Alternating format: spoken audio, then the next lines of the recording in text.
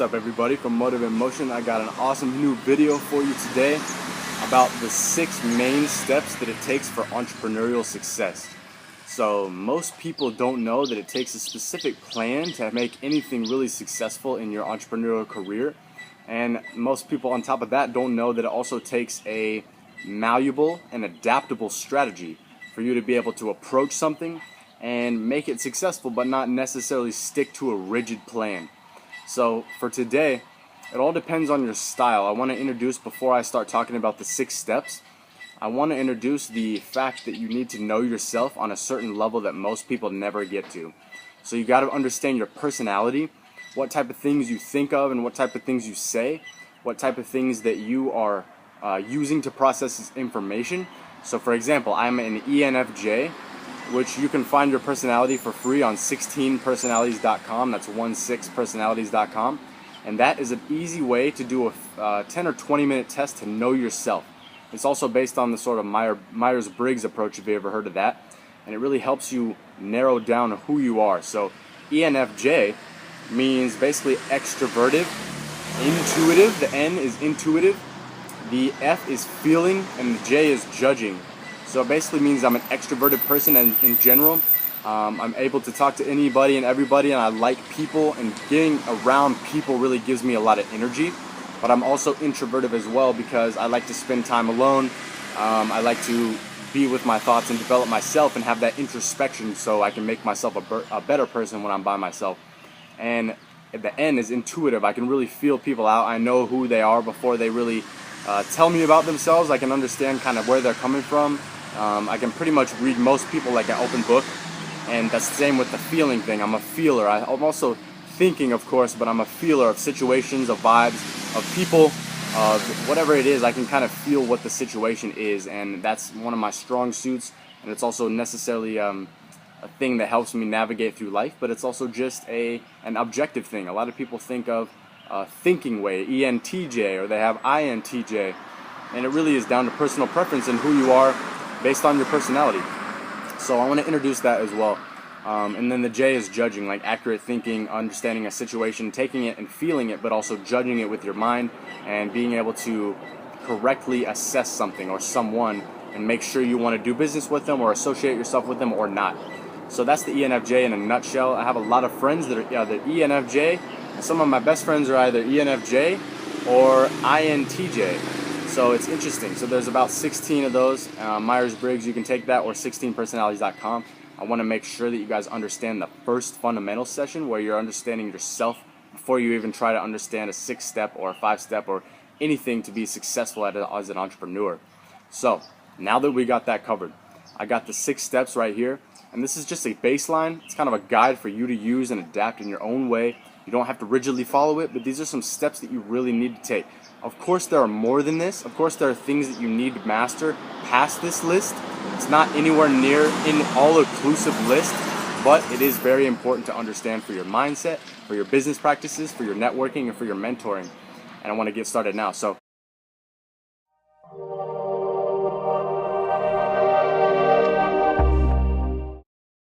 the first step, I would say, is so important that you need to step away from the masses. You got to break away from the crowd, as they say. What this really means is that you're going to understand yourself so well that you're going to only associate yourself with people who are either like you or provide valuable information to you. Because there is a mass population in our world, especially in America and in big first world countries that are very consumer focused. And consumerism is sort of a religion where people just stuff themselves with too much food, they get obese, they stuff themselves with too many external, digital products and social media and whatever is out there to be consumed, like Facebook or Walmart or whatever it is. It's just consume, me first, do everything that's in a gluttonous perspective. So this mass of a population is very contagious in the wrong way. It's not going to help you get success as an entrepreneur. It's not going to help you with the groupthink mentality that they have. And it's certainly not going to help you surround yourself with the people who are already successful and doing things that you want to be doing. So first step is break away from that crowd. Get away from those masses as quick as you possibly can. And number 2, is that you need a strategy or a guideline. It's a rough strategy. It doesn't have to be a super dialed plan, because in all odds, you're going to really not know what the heck you're doing at the beginning as an entrepreneur, and that's completely fine. But you need to take a second to step aside and understand where you're going, plan where you're going, consciously be a proactive force for where you're headed, instead of being a reactive force and trying to just take these stimuli that you've been fed your entire life and try to make something out of it. Instead, you kind of step outside that paradigm and proactively create whatever you want to do in your life and where you're going, where you're headed. That's very important. It's a strategy or a guideline. So let's say, I'll give you an example. You want to start one certain business and you want to make sure that you are knowing everything about that business model. You're going to immerse yourself in the articles. You're going to immerse yourself in the blogs. You're going to read the books. You're going to really get a guideline for all the people who have come before you for the last 100, 200, 300 years in this type of model or in this approach to success, investing, business, whatever it is. You're going to learn everything about it, and before you even get started, you're going to educate yourself in the realm. This is very important. So you're going to set up yourself a strategy, set some inside goals, insider for yourself, not telling everybody what you're about to do. Keep that fire within yourself. Keep the passion that you're creating something. Keep it burning within you so you can have it emanating from what you're doing. And then make an income goal. Set an income goal for yourself that you don't think is possible because it's a little bit unrealistic, a little bit outside your comfort zone. You're going to be wanting to push yourself. And make sure that you have a few steps, at least 2 or 3 steps to get going in the direction that you're headed. It doesn't have to be some huge elaborate plan. As a matter of fact, you shouldn't really start some elaborate business plan because, in all honesty, it's not necessary for entrepreneurship. We're very good, adaptable people, very good, malleable strategists, and entrepreneurs are not necessarily following the guideline all the time, which is fine. Think outside the box. Push yourself to be outside your comfort zone. Of course, number 3, it has to be that you're going to work more than everyone that you know at this point. So, as an entrepreneur starting, you really don't know enough to get started. You really are new. You have no real guide for where to go and what to do because you don't know that yet. There's no way you could. You don't have the experience. You're kind of shooting in the dark. You have to just simply get started. In other words, you have a lot of catching up to do as a beginner. And I never knew this, but this is very important for the beginner entrepreneurs. You never have any experience when you start something, obviously, so you're going to suck at first. It's just how it is. That's fine. You're going to suck. It's okay. Embrace being bad at something and go work more than most people that you know. People are going to be thinking you're crazy. Lazy people will call you obsessed and whatever and this and that. Just ignore that. Ignore the naysayers. Understand that you're going to be needing to work more than most people because you are not going where other people are going. Remember, step 1, you already broke out of the crowd. You're a different kind. You're a different person. You're a different mind. And you're not going to be going through this groupthink of these crowd members who like to just put in enough just so they can get enough. Just put enough to get by. Just put enough 8 hours in the day and then get your paycheck and go home. That's not you. You're destined for more. You're choosing more. You're proactively choosing your path instead of being at the effect and affect for your world around you. You're proactively creating your mission, choosing your path, and that's what you're doing. So you're going to be needing to work more to catch up to where you're headed because most people, honestly anyone and everyone who's an entrepreneur, is successful, is making money, is knowing what they're doing, is a authority in their field, is a good trained person in their craft, is a hustler. They work hard and they work smart on that, on top of that really. And they're not in the same class as the regular employees and whatnot. They work different and they're stronger in their mindsets and their approach to businesses. And so they just are in a different class. So you're going to need to catch up to that class in the beginning. And number 4 is there's going to be a lot of uncertainty and a lot of doubt and fear. And that's completely fine. That's how it is. You literally have to go through this to understand that this is the rocky roller coaster of an entrepreneur's life. One day you're like, yes, this is going great. I'm making money. I'm doing this. I know what I'm doing. The next day you're like, crap. I don't know where I'm going. Am I going to even make this successful? Is this working out? This is really hard. I'm broke, whatever. Like this is going to be up and down, man. You have to understand that. You have to be cool with that. That's called being comfortable with being uncomfortable. And it's some trait that every entrepreneur has. Every single one of the thousands of entrepreneurs that I met in my life has this trait. They're fine with being uncomfortable. They're like, I don't know if it's going to work out. I don't know when it's going to turn the dollar. I mean, we're working hard. We're doing this thing. We're outsourcing. We got our team. Whatever. They're doing everything that it takes to be successful, and they still don't know when it's going to happen because you cannot predict the future. So be cool. I know this is easy to say, it's hard to do. Be cool with being uncomfortable. Be cool in the eye of the storm. You're going to be the one that's standing in a hurricane and everything is going crazy around you and crashing down all the waves in front of you, and you're going to be cool with that.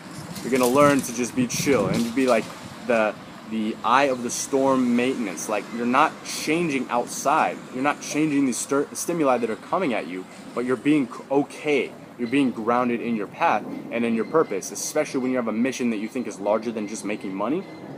You're going to be rooted in where you are because you know you can't control the outside environment, but you can control yourself. And this kind of goes back to the last video about higher self perspectives. It's also about just being a stoic, sort of the Buddhism approach of just destroying the desire and the craving and reaching happiness, reaching presence. This is harder to say, or easy to say, harder to do. So try to practice that one. Number 5 is the self-mastery. That's when that comes out of just mastering yourself. It comes out of this struggle. It comes out of this eye of the storm stoic perspective. And it doesn't happen a moment before that. And this is where you master visualization. This is where you master your mindset, which is the purpose of motive and motion, understanding that you need to have a strong bulletproof mindset or else you're going nowhere. It's the point at which you master yourself, and it never is really a 100% done deal. You're always working on it. There's always levels and tiers to this, but you're getting to the point where you master yourself, where you know where you're going. You have the visualization structure. A lot of the programs and the processes that I teach at Motive and Motion, it's all about the visualization and specifically how to visualize yourself where you already want to be before you actually get that, how to convince yourself that you're already successful in your mind, how to create your self-awareness and change so you can make more money, wealth, happiness, freedom from your business. It does not happen, guys, before this. I'm telling you, it doesn't happen before you master yourself. Before you have a weak mindset, you're letting the storms rip you apart, you're just coming apart at the seams, you really don't feel like you're grounded or rooted in anything. This is the reason that you need to get this done before you get good at business or before anywhere close to the mastery level becomes you. And so this is leading me to my next point of number 6. This is the mastery of the business. This is the mastery of the business model. This is when it comes to you, because you've actually created yourself as a successful person. You've changed yourself fundamentally, and the success starts coming to you because you are the type of person who attracts it. You're the type of person who deserves it. You put in your grind time, you put in your hustle, you've learned, you've read 1,000 books, not even, maybe more than that. You've read everything from all the people who want to be, who you want to be like and who you would like to be in sharing in their position of mastery. And this is where the business side of things start to come together because, like I said, the mastery of self, the mindset, the visualization comes first.